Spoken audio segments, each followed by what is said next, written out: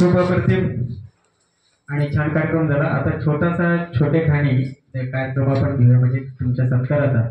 खरं तर आता शेवट आपण करतोय, तर ह्या माझं सगळं जे यश असेल किंवा काय असेल, माझ्यापेक्षा माझ्या बायकोचं शिक्षण जास्त आहे बरं का।